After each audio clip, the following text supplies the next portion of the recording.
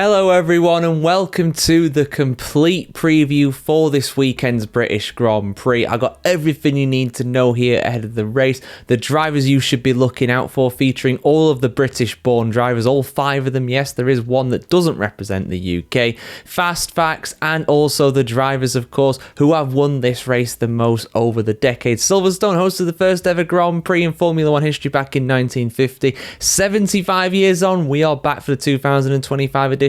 Who is going to win? Well, let's have a look. We answer that and a whole lot more in our full rundown of everything you need to know ahead of the 2025 British Grand Prix. So, let's dive in. All right, everyone, it's race week again. British Grand Prix on this weekend around Silverstone. It's going to be packed out. It's going to be an incredible event. There's always something eventful happening at Silverstone. There's always an incredible storyline. And I think the storyline this year is going to centre around the 2 McLaren men. McLaren have not won around this track since 2008. But which drivers am I looking forward to seeing the most this weekend around the British Grand Prix? Well, I'm going with the most British bias possible 5 I can here. 4 British drivers and 1 that was born in the UK but chooses to represent another country. And we'll start with him first of all. Let's start with Alexander Albon. Of course, he represents Thailand, but of course he was also born in the UK, so he's British enough for this list anyway. It's been a pretty rough ride for him recently though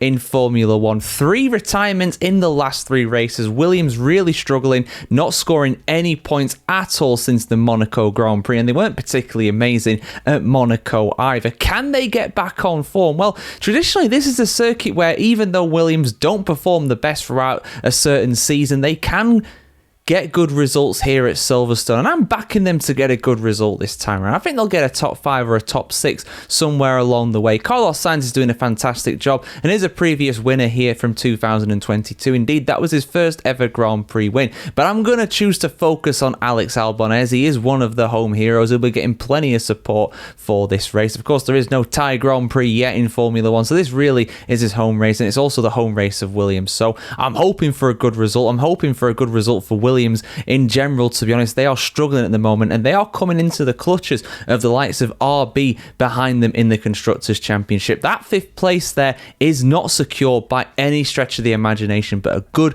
solid double point score around Silverstone will do that the world of good. But let's get on to the UK 4, the Fab 4 from the UK, and I'll go with Ollie Bearman. Of course, 12 months ago at this circuit, he was announced as a Haas driver for 2025, and he's done a very good job for Haas, in my opinion, since he's come into Formula 1, but he's well and truly been shown up by his much more experienced teammate Esteban Ocon, who, to be honest, I am shocked he's doing this well in this Haas. And looking at his results, surprisingly, Bearman has not scored any points since the Bahrain Grand Prix, but the crowd will be behind him. The Bearman will be roared on by the British support, so I'm hoping for a point score for him. He very much does need it. It's been not the best run for him nor Haas recently. He needs to get some points this weekend, I reckon, and this is an ideal opportunity around a circuit he knows very well from his time in Formula 3 and Formula 2, and probably series before that as well. All the British drivers at some point having driven around Silverstone in the not too distant past. But let's go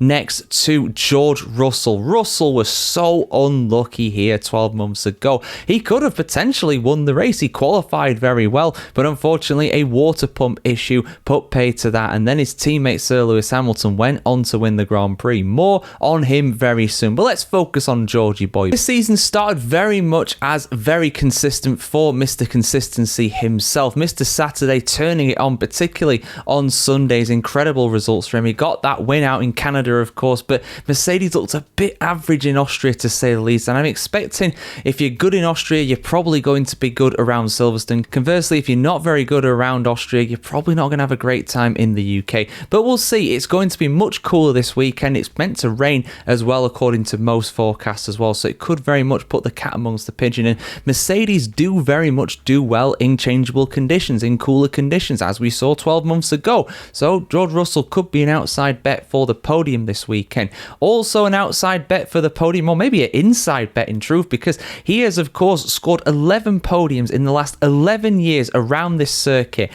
Not since the 2013 British Grand Prix did Sir Lewis Hamilton not finish on the podium in his home race, and of course he has won this race a record 9 times, including of course that very emotional win last season. Can he do it this weekend again? Well, Ferrari in fairness looked very good around Austria. They were a long way off of McLaren, but they were also solidly the second best team on the grid. Third for Charles Leclerc, fourth for Sir Lewis Hamilton. He's got the home support there. It could be tricky and changeable conditions, and of course he has won here in tricky and changeable conditions, most notably in 2008 on the way to his first world title. This could be a make or break moment for Sir Lewis in 2025. He needs to get a win in this debut season at Ferrari. I know he won the Chinese sprint, but come on, let's be real here. I'm talking about a Grand Prix victory here. The best finish he's managed in a Grand Prix so far this season is actually 4th place. He's not even had a podium in a regular race. I think he's going to have a shot this weekend for sure, but only if Ferrari produce when it comes to this, and also only if they get the strategy right, which of course 12 months ago they very much got the strategy incredibly wrong,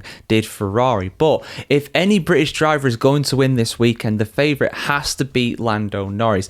Norris got back to form after a pretty embarrassing incident at the Canadian Grand Prix. He was very solid in Austria. I would say Piastri was probably fastest overall during the race, but the difference was that Lando Norris got it done in qualifying. Half a second he got pole position by. Yes, he was of course helped by the yellow flags, but he still would have got pole position anyway, I think, to be honest. He was absolutely untouchable around there in qualifying. In the race, Piastri put some moves in and did try to take that place, but Norris, despite the pressure and despite everybody saying that he's weaker mentally, that he's going to cave under that kind of pressure, he did not. He absolutely held his own, and it was a very, very much needed win. Can he make it back-to-back wins this weekend? Well, of course, he has led during both of the previous 2 British Grand Prix. And if I'm being totally honest, if he and McLaren didn't mess up the strategy in their pit stops, I think he probably would have won last year. So he has unfinished business here. The British Grand Prix has had so many home winners in the past, and can Lando Norris add to that list? Can he become the latest entrant on that list? We'll have to see what happens, guys, but it's going to be eventful, it's going to be entertaining, the crowd are going to be up for it. I don't care if this is coming off as British bias. I absolutely love the British Grand Prix. I wish I was there this year, but I'm blessed enough to have gone 2 times in the past. It's an incredible event. If you can afford it and you can get a ticket, go to it. You probably won't be able to get one this year, but next year you most likely will be able to do when they go on sale. So yeah, absolutely cannot recommend it enough. Who is your pick for the victory? Despite all this British bias, I'm going for Oscar Piastri. I've got a funny feeling he'll get back to winning ways at Silverstone this time around, but I would like to see a British winner. I'd love to see a Russell or a Norris or a Hamilton up there. I doubt Behrman's going to manage it, unfortunately, but I'd love to see one of those guys on the top step of the podium. But if you're asking me, hand on heart, who is going to win this weekend, Piastri is my pick. Alright guys, you know what time it is. It's time for the fast facts ahead of the British Grand Prix. One of the fastest circuits on the calendar, but how quickly can we get through all the fast facts of Formula One's original race from the 1950 season? Let's go. At 5.891 kilometers, the Silverstone circuit is the 5th longest on the F1 calendar. Only Spa-Francorchamps, Baku, Las Vegas and Jeddah are longer. Maggots, Beckett's, Chapel. Silverstone boasts some of the most iconic names for corners in the whole of motorsport, and it is one of only 3 circuits in Formula One where engineers give names to the corners and not numbers, the other 2 being Spa and Monaco. Drivers complete almost 80% of a lap at full throttle at Silverstone these days, which is the 2nd highest percentage seen on the calendar in 2025 so far, with Australia. Monza, of course, comes later. Drivers experience some of the highest lateral G-forces of the season at Silverstone, with a maximum of 5.2 Gs at Stowe, which is turn 15. To give you an idea of what that means, the average weight of a human head with a helmet is 7 kilograms. So the driver's neck is being pulled from side to side with a force of 35 kilograms at this point, which is a lot. At nearly 650 meters, the run down to the first braking zone is the 2nd longest on the F1 calendar. Only Mexico at 767.5 meters is longer. Of course, the first corner becomes them, but they all take it flat out. Silverstone is something of a home race for the Mercedes team. The Brackley factory is a mere 9 miles away from the home of Mercedes-AMG, and the home of Mercedes-AMG high-performance powertrains at Brixworth is just over 20 miles away from the track. And indeed, of course, we have, of course, the Motorsport Valley, as it is known, where a lot of teams, even though some of them are not British, such as Alpine at Enstone and Red Bull at Milton Keynes, the they're all not too far away from Silverstone, which is no coincidence whatsoever. Mercedes has 8 wins at Silverstone since returning to the sport in 2010 and has taken a podium. And has taken at least a podium in each of the last 12 seasons from the British Grand Prix, thanks to Sir Lewis Hamilton. He's had 11 podiums in a row here for Mercedes. George Russell's first single-seater race win came around Silverstone during a Formula Renault weekend in 2014.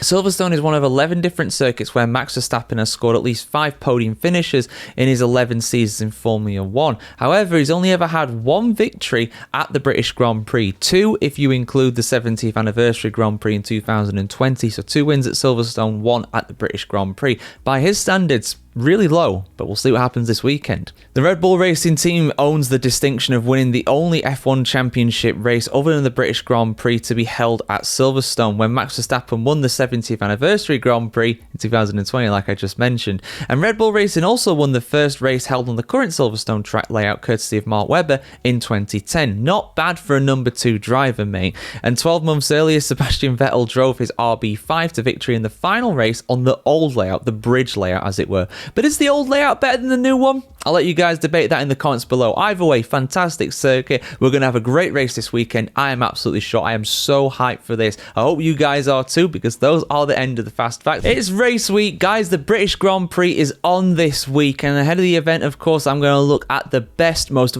unforgettable, most incredible moments around Silverstone in Formula 1 over the decades. Silverstone hosted the first ever Formula 1 World Championship race back in 1950, and it's hosted every British Grand Prix since 1987. Brands Hatch and Aintree hosted the circuit at different times in the past, but Silverstone is very much the home of British motorsport and the home of the British Grand Prix, and it's going to remain that way potentially forever if you listen to the noises coming out of the Prime Minister's office in recent times. But let's have a look to the past. Let's have a look at the best moments at Silverstone in Formula 1 over the decades. I'm going to start with that 1987 race that I mentioned, the first one of Silverstone being a permanent fixture on the F1 calendar. This was, of course, an incredible battle between Nigel Mansell and Nelson Piquet driving for the Williams. Both drivers missed out on the championship in 1986 to Alain Prost's McLaren. However, Williams were back with a dominant car in 1987, and in truth, these guys were absolutely clear of the rest of the field. I think Senna finished 3rd in this one, and he was like a lap behind in his Lotus. That just tells you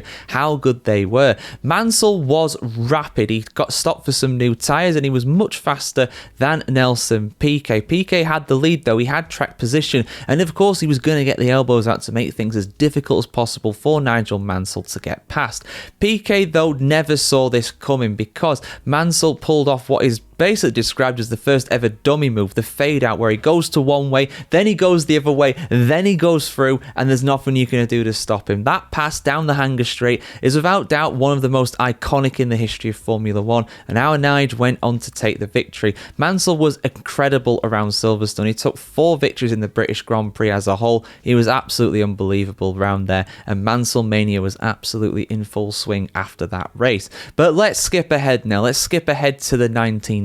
A lot of controversial incidents involving Michael Schumacher in the 90s, but I'm going to highlight the 1998 race here because it was run in absolutely torrential rain conditions for the most part, and Schumacher was looking well clear of the rest of the field. However, unfortunately for him, he had a penalty to serve, but basically Ferrari argued that Schumacher got the penalty too late, which was true. They have to give the penalty within a certain time of the incident happening. The FIA did not do that. They still gave him the penalty though and insisted he comes in for a stop-go, but they did it on the last lap, and he actually won the race in the pit lane. He served his penalty, then he continued down the pit lane and crossed the line in first position. Very controversial victory. There were calls for him to get a penalty or be disqualified for it, but he kept it. Very controversial call to this day, no doubt. But of course, that's Schumacher. Lots of controversial things happen in his career. Maybe I'll cover it more in an in-depth video, of course, at some time. I'm sure I will do at some point. But let's skip ahead to the modern era now. Let's go for 3 races in the 2020s. Keeping it current, keeping it modern. And we're going to go with 2020 itself this time as well. There were no fans at Silverstone due to the pandemic, but if they were there, their hearts would have been in their mouths. Mine definitely was going into that last lap of the British Grand Prix. Lewis Hamilton was leading the race, as he usually did around Silverstone. He's won here 9 times in his career, which is an outright record, but he almost lost it in 2020 due to a puncture. He was leading comfortably, but he got a puncture on the last lap as things were getting very marginal with the tyre wear of those Pirellis. Max Verstappen, though, he was all right. He stopped for a precautionary stop and had fresh rubber on his car. GP, the race engineer for Max Verstappen, said that you can win the race if you hurry up, if you get a shift on and you try and catch Hamilton. Hamilton's lead was just big enough, though, for him to come round and win the Grand Prix on 3 wheels. I don't think anybody else has done that in Formula 1 history. Let me know if there is another example of that, but nothing is jumping to mind. Hamilton's so good around Silverstone, he only needs 3 wheels to win. That's the joke that came out of that. But there was huge controversy 12 months later as the fans returned to Silverstone, and we saw a very controversial clash between Hamilton and Verstappen. Of course, in 2021, these two were both battling for the World Championship, and one of the many flashpoints in that season happened at Silverstone. They went side by side into Copse, the fast right-hander at the end of the old pit lane, and they collided. Verstappen flew into the barriers, out of the race, a really severe impact for him. Hamilton continued, and he eventually went on to win the race despite getting a penalty for that incident. Should Hamilton have been given a bigger penalty? Was this a classic case of British bias in the British Grand Prix? I'll let you debate that in the comments below as always. I'm not getting involved in that right now. And the last moment comes from the race last year. We've got to talk about Hamilton's victory. He went over 2 years without winning Formula 1. He'd won in every single season he competed in up until 2021. He didn't win in 22, he didn't win in 23, 24, he signed for Ferrari at the start of the season, but people were saying that, you know, he's a has-been, he's washed, he's never going to be on the same level that he once was. But this absolutely silenced the doubters, or at least it should have done really, because this is without a doubt one of his most impressive wins in his career. Changeable conditions, he kept his nose clean, he had excellent pace, he held off Max Verstappen in a much faster Red Bull, he overcame Lando Norris as well, though McLaren very much didn't help matters with that, but he still overcame Lando Norris in a much faster McLaren as well. He mastered the tricky conditions at Silverstone to win in front of his adoring crowd. Very much a moment that will live on in the memory of Hamilton forever, and that is his 9th and most recent victory around Silverstone. But will he get a 10th this season? Will he get a first Silverstone win, a first Grand Prix victory for Ferrari this weekend? It's a long shot for sure, but we also said the same thing coming into the race last year. Hamilton standing on the podium in each of the last 11 British Grand Prix in a row. Incredible stuff. So, let us know your favourite Silverstone moments in the comments below, guys. I made a video like this 12 months ago, but let's just say the production value has definitely improved. I always watch these videos before I redo them and update them. My goodness me, we've moved on a lot. I was recording on my phone back then, no proper microphone, no lights or anything like that. Yeah, we've definitely improved. At least I think that we've improved anyway. So yeah, we'll see you soon for much more content like this, guys, on the world of Formula 1. Let's hope for a great British Grand Prix this weekend at Silverstone. The British Grand Prix in 1950 was the first ever Formula 1 World Championship event, and it's been on the calendar every single year since then. It's been hosted primarily at Silverstone, which has hosted every British Grand Prix since 1987.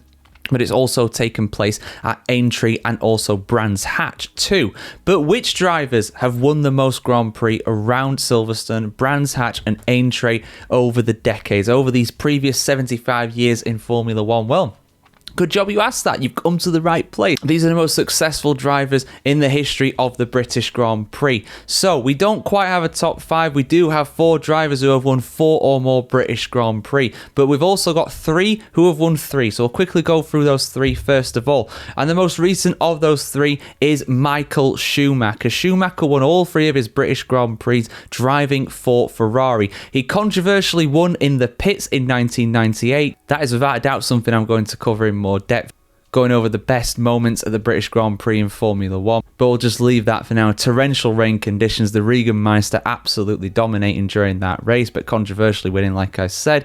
He also won in 2002 and 2004 on his way to his 5th and 7th World Championship in those respective years. Next up, we've got Niki Lauda, who managed to win at Brands Hatch in 1976, controversially after the disqualification of home hero James Hunt. And he also won after his comeback to Formula 1 in 1982 and 1984 for McLaren, of course in 84 on the way to his third and final World Championship. And the last one on this list is Sir Jack Brabham, who won here in 1959 and 1960, and he also won in 1966. 66, of course, being the year when he won his final World Championship in a car bearing his own name, something that we will never see again in Formula 1. I have absolutely no doubt about that. But yeah, who are the top four? The guys who have won 4 or more British Grand Prix. Well, only one guy has won it 4 times, and it's one of the home heroes, our Nige. Nigel Mansell managed to win here back-to-back in 1986 and 1987, and he also won back-to-back again in 1991 and 1992. Mansell Mania was absolutely out in force at the British Grand Prix in the 1980s and 1990s. All 4 of those victories coming for British team Williams, of course, as well. 87 being the most famous of those 4, no doubt, because of the incredible dummy move that he pulled on his teammate Nelson Piquet down the hanger straight. But let's get into the top 3 now. 2 guys on this list have won 5 times, and the more recent of these is Alain Prost. Prost won here in 1983 driving for Renault, and he also won in 1985 and 1989 driving for McLaren. He also won in 1990 for Ferrari and 1993 for Williams. So you've got 5 victories with 4 different teams, which has got to be some kind of record. It's definitely the record for the British Grand Prix. It might well be the record in Formula 1 on the whole. Prost was very quick around Silverstone, and the fact he managed to win here 5 times is something that's incredible, which made him at the time the joint most winningest driver at the British Grand Prix, tied with another home hero, Jim Clark. Clark was unbelievable around the British Grand Prix. He dominated his home race, not only at Silverstone, but also at Aintree as well, back in the days when it used to be held at that circuit as well. He won 4 times on the bounce between 1962 and 1965, and also in 67 as well. 5 times in 6 years, all winning for Lotus, his only team in Formula 1. Clark was incredible around this Grand Prix, as he was around most of the Grand Prix he entered in, and I'm no doubt that if he lived, he would have won more of those. But would Clark have got as many wins as Sir Lewis Hamilton around the British Grand Prix?